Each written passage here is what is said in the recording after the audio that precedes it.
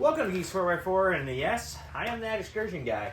And today we're going to talk about something that I talk about, I feel like, all the time, but I want to show you guys another thing, and I want to show you in depth a little bit closer. So I have got brand new rear hatch struts, because this rear hatch is, this thing is right on the edge. This truck is going for sale, so if you're looking for an excursion, this thing is an 0173 with super low miles. So keep an eye out for that. Let me know if you're interested. And we're going to do the rear hatch struts today. So Vipago is the link. I'm going to link you down below. I have used these on the other trucks, and they are holding up awesome. So it comes in pieces. All right, so you're going to pull these things out, and you've got 4 end pieces that come in. I don't believe that it matters which way they go. In the end, you need one facing one way and the other one facing the other way. So even if you've got to have one a tiny bit loose, you can do that. I've done that before. And essentially, it's just threaded on. So all you're doing is threading these things on. And of course, they line up perfectly wrong, naturally. So try and just tighten it, spin it all the way around, maybe. Just about. Okay, good deal. Now I've got them to where they're facing opposite of each other, and that is the way we need them. So this little bar here, you should have that on your original one. You're going to get a flathead screwdriver, pop that bar up on both of them, and that is what releases these units. So that little metal bar is what we're going to release. I'm going to set up both shocks. These are the longer ones. So you'll notice my head right now. I am about 6'3", and you'll notice my head doesn't go underneath this currently. You're going to see in just a minute that my head is going to go underneath this.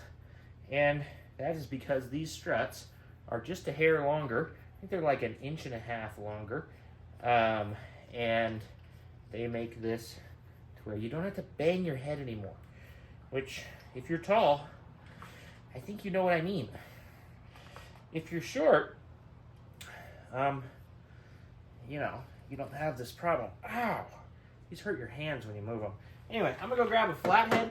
I'm going to support this thing with my head because, yeah.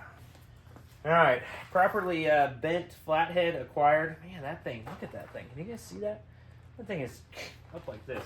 Anyway, I'm not going to pop the ones on the new one. All we are concerned about is popping these that are up here. So we're going to go, let me get the camera closer to show you guys.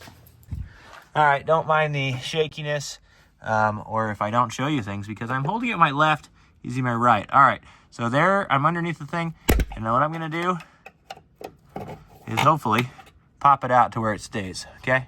So that stayed, that end will come off really easily now. I'll do the same thing over here.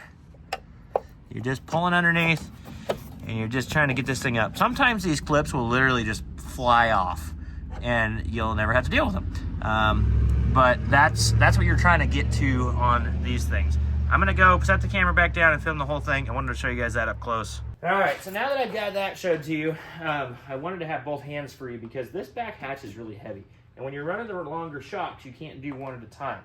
So I've got to have one that comes all the way off and then be able to take both of them off because I have to push this thing up farther to put these on because you're not going to compress these by hand. So I'm going to come over here. I'm probably out of the camera. Pull the other ends.